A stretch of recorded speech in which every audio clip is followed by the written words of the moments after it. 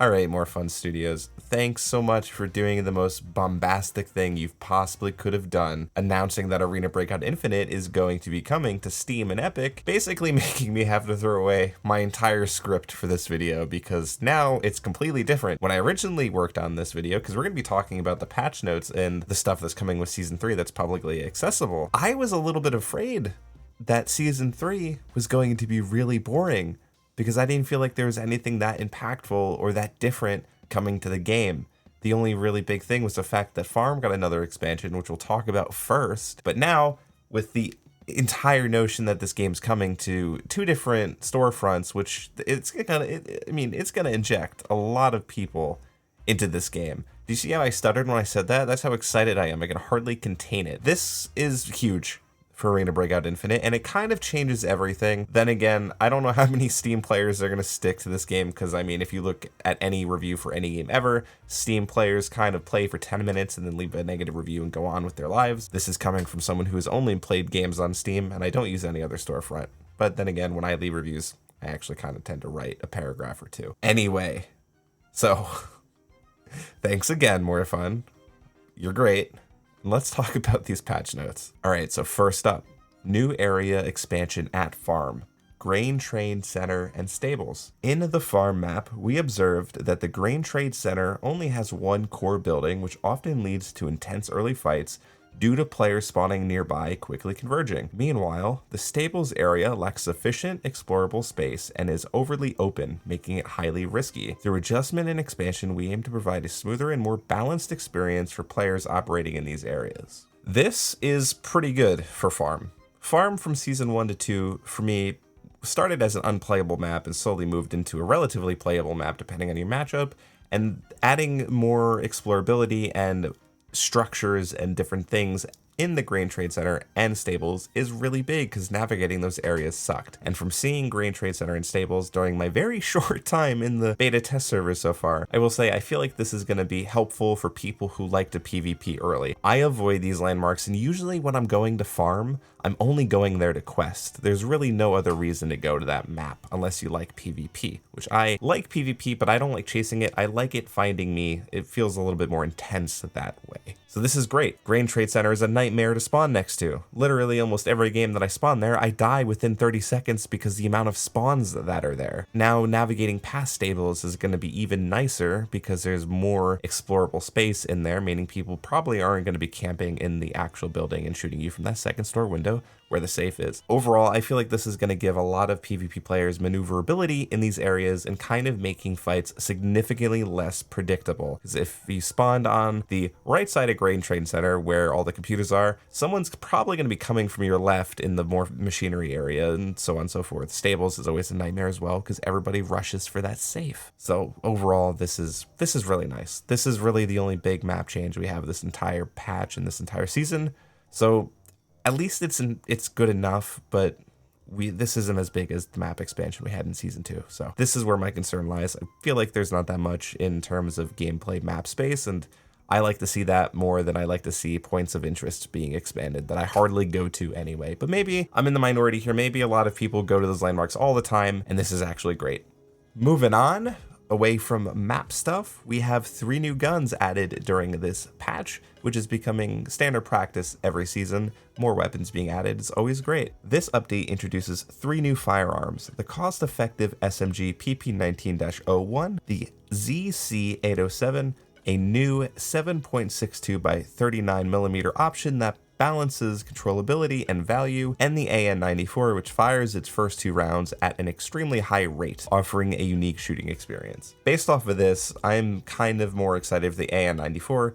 It's a really good variant, it's a really good weapon. More weapons in the ecosystem is great. It allows a lot of diversity in terms of engagement, so not everything's the same. Though if you load up to Valley, you'll probably see everybody running an M10. Don't know when that's going to change. More weapons, always a good thing. Up next is a new feature, the in-raid supply station.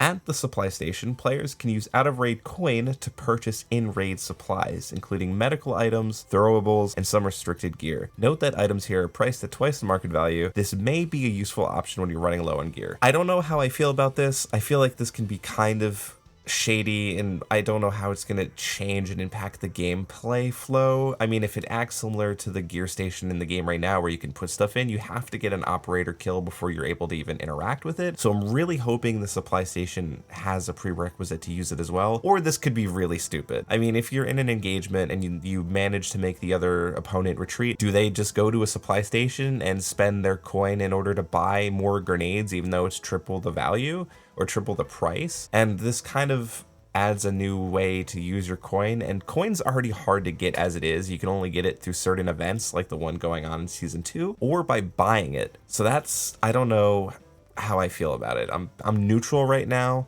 but there's already a problem with grenade spam in this game, as everybody knows if they've been to TV Station or any close quarters map, or just played the game in general. So I'm kind of curious on how this is going to play out. I don't really have any thoughts on it right now, guys, so we're just going to move on right past it. Let me know how you feel about that in the comments below if that seems atrocious to you. This next one is what scares me the most. New contraband items. Bioscanner, experimental individual recon terminal, injury killer stim. This test introduces 3 new tactical items to diversify player strategies. These items can be obtained through random in-raid drops or purchased at the supply station, except the bioscanner. They can be used to detect nearby enemies, scan for enemy operatives in a specific area, or slow the spread of limb damage. Be aware, these devices don't come cheap. I dislike entirely the idea of the experimental recon terminal. I've used it in the test. I managed to find it randomly in a house in normal on a table, leading me to believe that the spawn rate is relatively high because they want to encourage people to use it. And literally what it does is it allows you to pick a sector on the map, and it will highlight if there's people there, or it will tell you, I should say, that there's operators detected in the area. When I used it, I never managed to get anybody on the scanner, so I don't know if it's tracked in real time or if it just says operator detected. Either way, that is some horrifying intel to just be giving people in a raid. Sure, this is great because it's going to counter ratting, but at the same time, do we really need a UAV in this game where if you die, you lose everything? What if you have a really good angle? And not even that, this is going to make third partying so much easier, because if you hear gunfire and if you have this on you, you can just use it to see how many people are there. And if you're in a team of 2 and you see that there's only 2 people in an area scanned, that means there's 2 solos fighting. You're just going to swoop in and get them. So I don't know if I like the idea of this at all.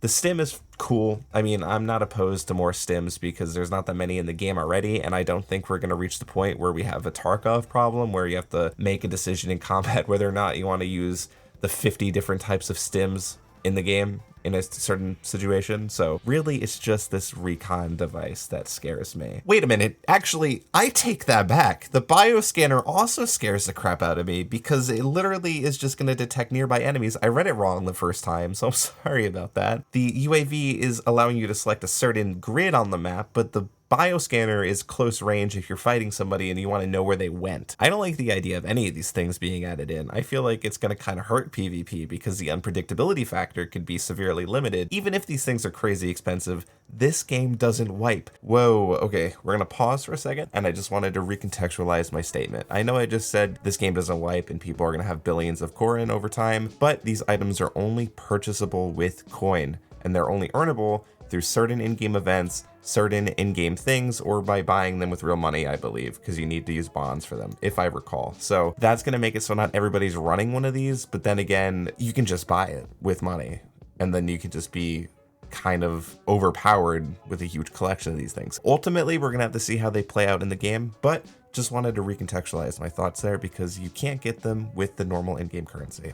So people can accumulate billions of coin, or however you say the currency.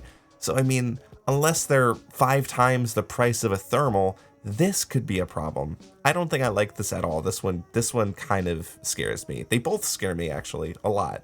To play some devil's advocate, I think the only benefit that this is going to have is to combat ratting and seeing if your exits are clear. That's it. That's the only thing I'll give it. Other than that, I think this is a bad idea.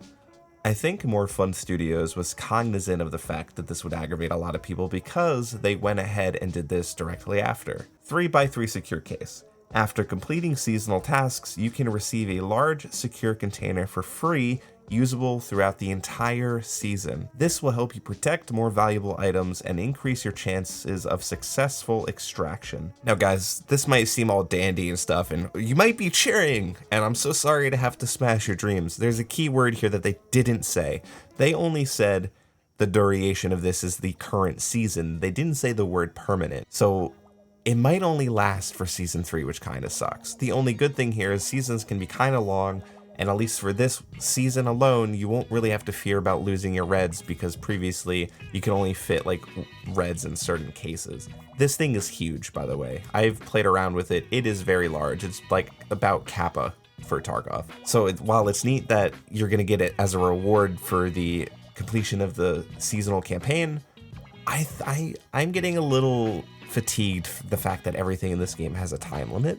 So I really feel like this should just be permanent for the people who want to sit through and grind these missions, because to be honest, some of the seasonal missions are painful. I'm looking at you, Armory. I'm looking at you, TV station missions. Painful. It's like rubbing bleach into an open wound. I guess it's cool that they're doing it.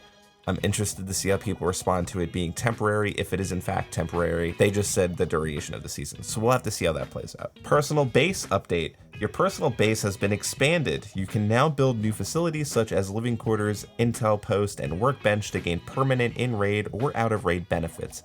Additionally, some items will now be craftable only via the workbench and will no longer be available on the market. This is great. This is essentially Arena Breakout Infinite's answer to Escape from Tarkov's Hideout. While I don't think it's as good as Escape from Tarkov's Hideout, this is a free-to-play game, a casual entry level to the genre of extraction shooters.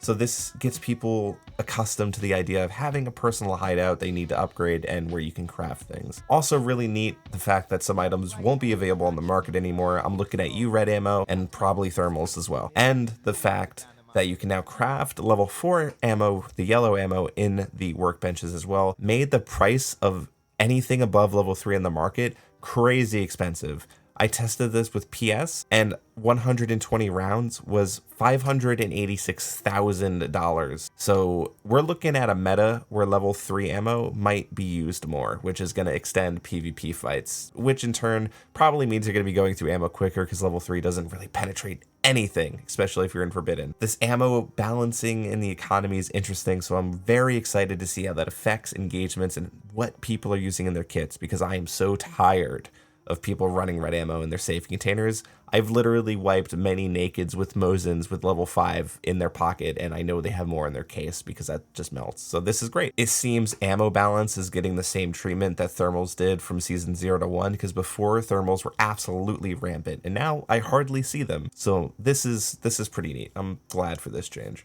Even though myself, I do use predominantly level 4 yellow ammo in all of my kits, so it's going to affect me pretty hard, but I'm not opposed to this because I would like fights that aren't instant death, so.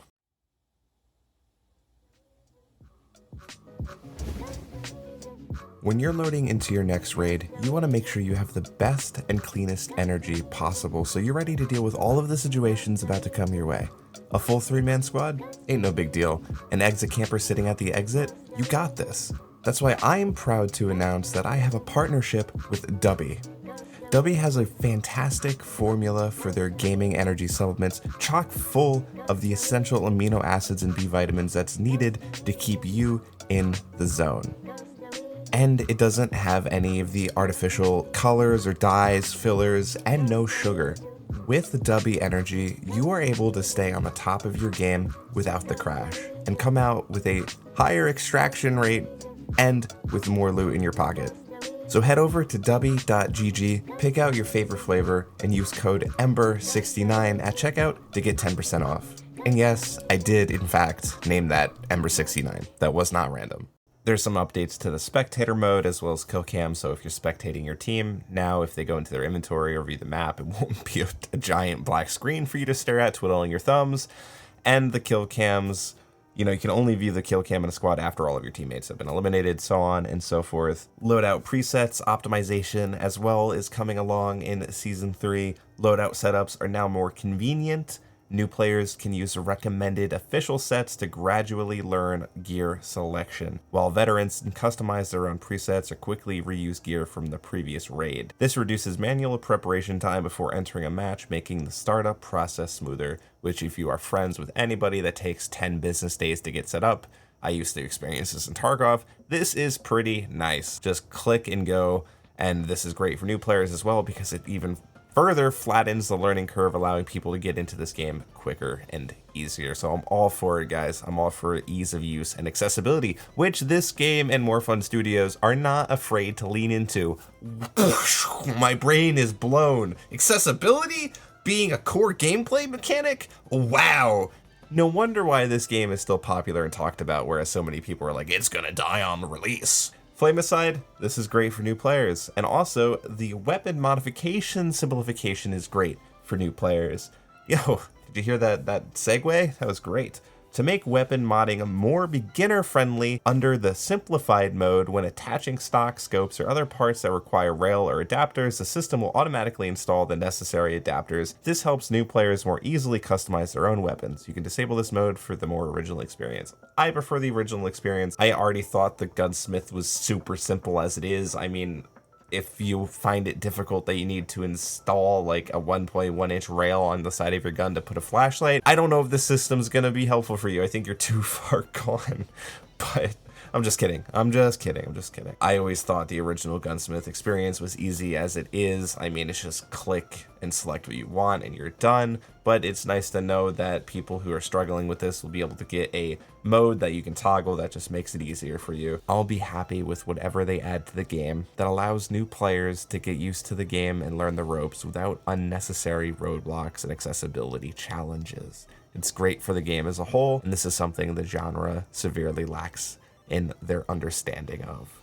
And that's pretty much all of the important things coming with Season 3. Of course, there's a keychain update and there's new collectibles, but that's really not worth too much of a mention. Your keychains are just going to be bigger and they're going to be broken down based on the map. So you're going to have a North Ridge, a farm, and like a TV station keychain. That's neat. Good for organization. Not really worth having a conversation about though. I was scared for this season. I'm no longer scared for this season because with a Steam and Epic Game Store launch, I am sure that this is going to be a relatively decent experience. I mean, there's less here in terms of content with a bigger map, but there's more things that are going to impact the gameplay flow. You have an entirely new hideout to go and upgrade, so my fears are gone.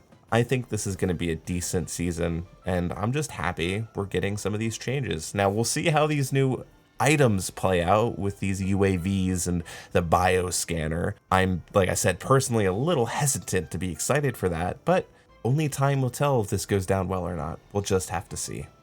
And as always, thank you so much for watching. If you really like this Arena Breakout Infinite content and you want more ABI stuff in general, make sure you hit the subscribe button and hit that bell so you're notified every time I post a video. I seriously read every single comment on all my videos and posts, so I'm really curious to know what you're looking forward to the most in Season 3 and what you're not looking forward to the most in this upcoming season. Be safe out there, everybody. Good luck in your raids, and I'll see you in the next video.